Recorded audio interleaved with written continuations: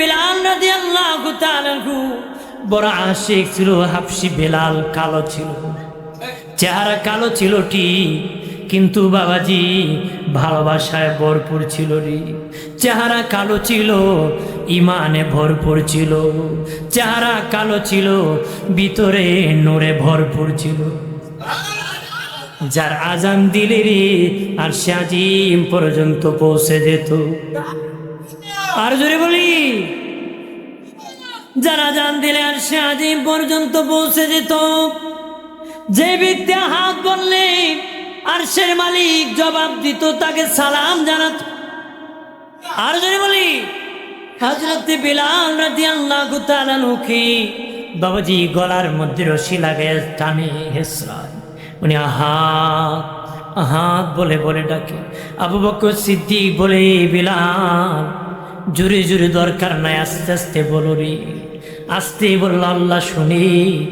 হযরত বেলাল বলে, আর বলবো না। দ্বিতীয় দিন দেখা যায় আবারও বেলাল হাত বলে আওয়াজ করে। সিদ্দিক আকবর বলে, বেলাল আওয়াজ করার দরকার নাই, মার কাম। আস্তে বলল, তো মালিক শুনে রে। বলে, আর বলবো না। তৃতীয় দিন আবার আওয়াজ করে বলি। হযরত আবু বকর সিদ্দিক রাদিয়াল্লাহু তাআলা ডেকে বলে, বেলাল রে তুমি বারবার বলো, আস্তে বলবা, বারবার কেন জোরে বলো? হযরত বেলাল বলে, আবু বকর ভাই, আপনি নবীর প্রথম খলিফা, আপনি নবীর সঙ্গী গো আবু বকর। আমি বলি ঠিক আস্তে বলবো, কিন্তু আস্তে বললে আমার মজা লাগে না, জোরে বললে আমার মজা লাগে। তারা যখন আঘাত করি, ওই আঘাতের চেয়ে আমি যে আঘাত বলি সেটা আমার কাছে বড় ভালো লাগে, সেটা খুব ভালোবাসা লাগে, এটা বড় আরাম লাগে। তখন আঘাত আমি টের পাই না, আমার মালিকের ভালোবাসা আমি টের পাই। আমার মালিকের ভালোবাসা আমি টের পাই। তাদের আক্রমণ আমি টের পাই না, তাদের আক্রমণ টের পাই না। উনি মসজিদ নববীর আদালতে আজান দিতেন, মসজিদ নববীর মধ্যে আজান দিতেন। আজান সুন্দর ছিল না, কিন্তু আজানের দাম ছিল রে। সাহাবীরা বললেন, নবীজি এবার আরো কণ্ঠ সুন্দর। সাহাবী আছে তারা আজান দিবি, তাকে পাল্টায় ফেলেন। সবাই মিলে ঘোষণা করে রায় হয়ে গেল, আগামীকাল ফজর থেকে বেলাল নয় অমুক সাহাবী আজান দিবি মধুর কণ্ঠে মিনারায়। হযরত বেলালকে নবী বলে দিলেন, বেলাল রে, বেলাল আজকে ফজর থেকে তুমি আজান দিবা না রে। হযরত বেলাল দা দা করে চোখের পানি ছেড়ে কান্নায় ভেঙ্গে পড়ে গেছে। কান্না করে কই, ইয়া রাসূলুল্লাহ আমি আজান দিতে পারবো না, এই বলে চলে গিয়েছে। বিনায়া বিনায়া চোখের পানি ছেড়ে কাঁদতেছে। আল্লাহকে বলে, মালিক আমি প্রতিদিন আজান দিতাম, আজকে থেকে নবী বলে দিয়েছেন আমি যেন আজান দিই না। আমার কণ্ঠ সুন্দর না, কণ্ঠ সুন্দর হলে আজান দিবে গো মালিক। এই বলে কান্না করতেছে সারা রাত। বাবাজি কণ্ঠ সুন্দর ফজরের আজান ওই সাহাবী দিয়েছি, ওই সাহাবী দিয়েছি। নবী মসজিদ নববীতে ঢুকেছে, মসজিদ নববীতে ঢুকেছে নামাজ পড়াবে, কিন্তু এখনো রাত পোহাইতেছে না। বাবাজি একটু একটু পরিষ্কার হতেছে না। কিতাবে সে কয়েকবার নবী মসজিদ নবীর মুসল্লা থেকে উঠে জানালার পাক দিয়ে বারবার আকাশের দিকে তাকাইতেছে।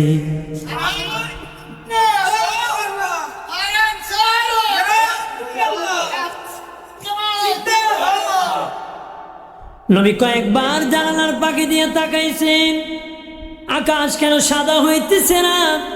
আল্লাহ বলে, জিবরাইল আমার বন্ধু কেন রে মসজিদ নববীর জানালা দিয়ে আমার দিকে বারবার তাকায়? জিবরিল যাও রে আমার বন্ধুরে জানায় দাও এখনো কেন রে মসজিদ নববীতে আজান হইতেছে না রে। আল্লাহকে আজান শুনছে না? শুনছেন, কিন্তু আল্লাহকে আমার বন্ধু কেন বারবার তাকায় আর আজান কেন হয় না জিজ্ঞেস কর। জিবরিল আমিন আসিয়া বলে, নবীজি কেন বারবার তাকাইতেছেন? নবীজি বলেন, বেলাল ও জিবরাইল কেন রাত পোহাইতেছে না? জিবরিল বলে, আজান তো হয় নাই। আজান তো হয়েছে, আর মধুর কণ্ঠে হয়েছে। মুসল্লি আরো বেড়ে গিয়েছে, মধুর কণ্ঠে আজান শুনে কাতারে কাতারে এসেছে। আজান কি শুনো নাই? আমার আল্লাহ বলেছেন মসজিদ নববীর মধ্যে নাকি আজান হয় নাই। আল্লাহ বলেন জিবরিল আমার বন্ধুরে জানিয়ে দাও, বিলাল যদি আজান না দে আমি আল্লাহ কিয়ামত পর্যন্ত রাত পোহাবো না রে। তাকে বলে দাও, আমার হাবিবরে বলে দাও তার সাহাবী বিলাল যেন আজান দে। সুবহানাল্লাহ বলেন না। রাতটা এত বড় হয়েছিল, কিতাবে এসেছে রাতটা এত লম্বা হয়েছিল আজান না হওয়ার কারণে বিলালের রাত পোহাচ্ছিল না। হযরত বিলাল যখন আজান দিয়েছে খুব তাড়াতাড়ি আল্লাহর নবী ছোট্ট ছোট্ট সূরা দিয়ে ফজরের নামাজ পড়াইছেন। আজানের সাথে সাথে রাত পোহায় গেছে, নবী খুব ছোট্ট সূরা দিয়ে ফজরের নামাজ পড়াইছেন। মসজিদ থেকে বের হয়ে দেখেন জোহরের সময় হয়ে গেছে। নবী কো সাহাবীরা যেও না, এবার জোহরের আজান হবে, জোহরের নামাজ পড়ে বাড়ি ফিরে যাব। আর যদি বলি ওই বেলালে হাফসি কালো ছিল। দয়াল নবী বলেন যে ব্যক্তি 7 বছর বিনা পরিশ্রমে মসজিদের মধ্যে আজান দিবে, বিনা পরিশ্রমে আজান দিতে পারবে, আমার বেলালের ডান হাত ধরে তারা জান্নাতে যাবে। সুবহানাল্লাহ বলি। খেয়াল করেন, ভালো করে অপ্রাণের বাবাজি। আল্লাহর নবী বিদায়ের পরে 2 ব্যক্তি বেশি কান্না করেছিলেন। এর মধ্যে একজন হলেন পুরুষ আর একজন মহিলা। আমি শেষ দিকে চলে এসেছি। একজন হলেন পুরুষ আর একজন মহিলা। মহিলাদের মধ্যে খাতুনে জান্নাত ফাতিমাতুজ জোহরা বেশি কন্দন করেছিলেন, পুরুষের মধ্যে বেলালে হাফসি বেশি কান্না করেছিলেন। আল্লাহ নবীর বিদায়ের পরে বেলাল গাটুরি বাঁধিয়া চলে যায় মদিনার থেকে। হযরত আবু বকর বলে বেলাল কোথায় যাও রে? বেলাল ডেকে বলে আবু বকর ভাই আমি মদিনার থেকে চলে যাইতেছি। কেন রে চলে যাও? আমি আর আজান দিব না, আজান দিলে নবী আগে আসতেন, এখন আসেন না। আমি বেলাল শুইতে পারি না, আজান দিলে আমার নবী আসেন আর আমি শুইতে পারি না, এই জন্য চলে যেতেছি। খুব বিরহ করে যন্ত্রণা নিয়ে হযরত বেলাল চলে গেলেন। 6 মাস পর্যন্ত মসজিদ নববীতে উনি আজান দিতেছেন না, মসজিদ নববীর আদালতে নবীর রওজা মুবারক আসতেছেন না। 6 মাস পরে স্বপ্নে দেখলেন দয়াল নবী কো বেলাল তুমি আমাকে ভুলে গেলা, তুমি কেন আমার পাশে আসতেছ না? হযরত বেলাল পাগল পারা হয়ে গাটুরি বাঁধিয়া মসজিদের মধ্যে প্রবেশ করেছে, মদিনায় প্রবেশ করেছে। মদিনার মানুষ খুশি হইয়া দৌড়াইতেছে, নবীর মুয়াজ্জিনের আগমন হইছে। আর যদি বলি নবীর মুয়াজ্জিনের আগমন হইছে, এইভাবে তারা দৌড়াইতেছে, তারা বলতেছে বেলাল তুমি আজান দাও। হযরত বেলাল নবীর রওজার পাশে চিৎকার করে কান্না করতেছে, বলে নবী আমি আসতে পারি না। এইভাবে নবী রওজার পাশে কান্না করতেছে। নবী বলেন কালা ইন্নাল ঈমানা লা ইয়াজিরু ইলাল মাদিনা। নবী বলেন ইমানদারের বাড়ি পৃথিবীর যে কোনো দেশে হতে পারে, ইমানদারের মন আমার রসুলের মদিনায় পড়ে থাকবে। ইমানদারের দিল, ইমানদারের মন আমার নবীর সোনার মদিনায় পড়ে থাকবে। নবী আর বলে সাপ যখন গর্ত থেকে বের হয় আদান করার জন্য, যতক্ষণ গর্তে যায় নারী তার শান্তি লাগে না। ঠিক ইমানদার আমি নবীর রওজায় যতক্ষণ সালাম দিবে না তার অন্তরে শান্তি লাগবে না। হযরত বেলাল বিনে কান্দে নবী আসতে পারি না বিরহে। সাহাবীরা বলে বিলাল তুমি আজকে আজান দিবারি। হযরত বেলাল বলে না না আজান দিব না রে। আল্লাহু আকবার বলে না। সাহাবীরা বলে যাও দৌড়াইয়া ইমাম হাসান হুসেনকে বলে দাও, তারা যদি বিলালকে বলে, বিলাল বললে আজান দিবি। ইমাম হাসান হুসেন বলে বিলাল আজান দাও। হযরতে বেলাল আজান দিল, আল্লাহু আকবার বলে আজান দিতেছেন। মদিনার সবাই মসজিদের দিকে দৌড়াইতেছে, ছোট্ট বাচ্চারা দৌড়াইতেছে। ইমাম হাসান হুসেন কয়, মা বিলাল নবীর আমার নানার মুয়াজ্জিন আজান দিতেছে, মনে হয় আমার নানা ইমামতি করবি। মা ফাতেমা কয়, না না বাবারে, তোদের নানা আসবে না রে, তোদের নানা আসবে না। আজরাইল আলাইহিস সালাম যেদিন হযরতে বেলালের কাছে এসেছিলেন রূহ কবজ করার জন্য, এসে বলেছিলেন, বেলাল আল্লাহ তোমাকে সালাম দিয়েছি, আল্লাহ তোমার প্রতি খুশি হয়ে গেছে। আর জোরে বলি, আমার আল্লাহ তোমার প্রতি খুশি হয়ে গেছে, রাজি হয়ে গেছে। আমার আল্লাহ নবীর সব সাহাবীর প্রতি রাজি ছিলেন, খুশি ছিলেন। তারা এত পরিষ্কার হয়েছিলেন নবীর সান্নিধ্যে। আমার আল্লাহ দুনিয়া থেকে জান্নাতের সুসংবাদ দিয়েছেন। আজ ওই নবীর দিনের দাওয়াত, ধর্মের দাওয়াত আমাদের মধ্যে আছে, আমরাও সেটা অনুকরণ করে পরিষ্কার হব। কেমন হব? পরিষ্কারের চেয়ে পরিষ্কার জীবন হবে, গুনার চেয়ে মুক্ত, গুনামুক্ত, আমল যুক্ত, ইমানদার হব। দুনিয়ার থেকে হাসতে হাসতে নবীকে দেখতে দেখতে জান্নাতে যাব। সুবহানাল্লাহ বলে। আমরা কি চাই কি না? জোরে বলেন, চাই কি না? নবী এসেছিলেন বলে সব আমরা পেয়েছি। বলে নবী না আসলে নামাজ পেতাম, নবী না আসলে রোজা পেতাম না, হজ পেতাম না, যাকাত পেতাম না। কথা বলেন ঠিক কিনা? মসজিদ পেতাম না, মাদ্রাসা পেতাম না, কিছুই পেতাম না বাবাজি। আল্লাহ নিজেই বলেন, আমি আল্লাহ নিজেই প্রকাশ পেতাম না। আমার হাবিবরে যদি না বানাইতাম, ওই নবীর আগমনের দিন আমরা আনন্দিত হই, খুশি হই, সেখানে বেদাতের কোনো ঘ্রাণ নাই। বেদাতের কি ঘ্রাণ নাই তাদের? এরা বেদাতের গান সব কাজে খুঁজে, অথচ নিজের মাথার থেকে পা পর্যন্ত বেদাতে ভরা। কথা বলেন না? নিজের মাথা থেকে পা পর্যন্ত বিরাট, মাথায় চুলে লাগায় বাবার সুন্নত, পাঞ্জাবি পরে বাবার সুন্নত। কথা কন জিগেলাম, বেটা পাঞ্জাবিতে পড়লে নিচে 2 ইঞ্চি কাদা কেন? কামার বাবার সুন্নত। কে শুনল?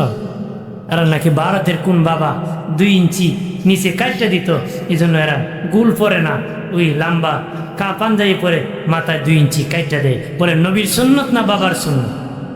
এরা ব্যক্তি পূজা করে, ওরা আমরা বিলি করি। হ্যাঁ, বেদাত চালু করেন তোমরা। আমি 5 কুল্লি টুপি কোন কিতাব আছে? হ্যাঁ, কোন সুন্নত? একটা হাদিস দেখাতে পারবো? অথচ নিজের মাথায় বড় বেদা, আর আমরা খোঁজে বেদা। কতক্ষণ ঠিক কিনা বাজি? টুপি 5 কুল্লি দেওয়া না জায়েজ না? দেন, সমস্যা নাই। টুপি যদি টুপির মতন হয় জায়েজ আছে, কিন্তু বেদাতের গান খুঁজলে তো সমস্যা আছে। কথা বলেন না? আমরা খুশি হয়ে মোবারক রেলি করি কি না? আর আক্রমণ করে আছে না? বুঝি না রেলি কার জন্য করি? নবীর জন্য।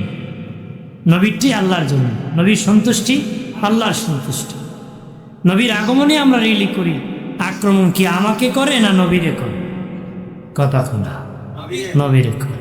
আবার কোন নবীর উম্মত আমি খুশি বেটা, আমি বলি না তুমি আমার মতন রেলি করো, তুমি অন্তত পক্ষ কও যে নবীর আগমনে আমি খুশি। আমরা খুশি, তোমার বিরুদ্ধে আমরা কারো ব্যক্তির বিপক্ষে না, কিন্তু খারাপ কাজের বিপক্ষে আমরা প্রতিবাদ করি। ঠিক কিনা বলে? আমরা তো বলি না আমাদের মতন বিরিয়ানি খাও, তুমি খাও, তুমি লুগায় বললে খাও, সমস্যা। এবারে কত জনগণে খাওয়াইতো না, গরু দেড়াইতেন মাদ্রাসায় বরলিয়ে খাইত। কথা খা, নাহলে ক্ষেত্রে কিলি। ঠিক কিনা? ঠিক আছে, লুগায় খা বাবাজি, আমি কই না আমার মতন গরু খাও, রেলি করো, অন্তত বলো আমি খুশি। অন্তত বলো কি আমি খুশি। খুশি থাকি, আমরা খুশি। আমাদের নবীর আগমনে কি হয়েছে? হ্যাঁ, আগমনে কি খুশি, এই জন্য আমরা খুশি হব। কি হব? খুশি হব। কার আগমনে? নবীর আগমন। সব পেয়েছি নবীর কারণে, জীবনভর নবীর শুকর আদায় করি। কোনো ভণ্ড সাথে আমাদের কোনো সম্পর্ক নাই। আমরা আহলুস সুন্নাহ ওয়াল জামাতের মানুষ। আমাদের পথ দুনিয়ার থেকে জান্নাতের সোজা। সিরাতে মুস্তাকিমের তাফসীর 60টা, এর মধ্যে একটা হলো আহলুস সুন্নাহ ওয়াল জামাতের পথ দুনিয়ার থেকে জান্নাতের সোজা। সুবহানাল্লাহ, দূরে কা সেই পথের মধ্যে আমরা আছি তো, থাকতে রাজি তো? আল্লাহ কবুল করুন, বলে আমিন। আসেন সালাম জানাই ইয়া নবী। এতে যেতে পারে। 100 টাকা দিয়ে দোয়া চেয়েছেন। জি, একজন 100 টাকা দিয়ে দোয়া চেয়েছেন, মারহাবা বলি। আরেকজন দোয়া চেয়েছেন 100 টাকা। জি, মারহাবা বলি।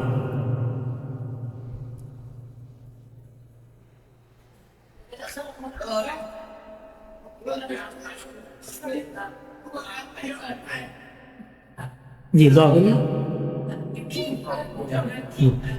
আস্তাগফিরুল্লাহ ইন্নাল্লাহা গফুরুর রহিম। জি সাবকল, আমার কথা কষ্ট পেলে ক্ষমা দৃষ্টি দেখবেন, আমার জন্য দোয়া করবেন, আমি আপনাদের জন্য দোয়া করি। দোয়া করবেন তো? আমি দোয়া করি। আল্লাহুম্মা আমিন। আলহামদুলিল্লাহি রাব্বিল আলামিন।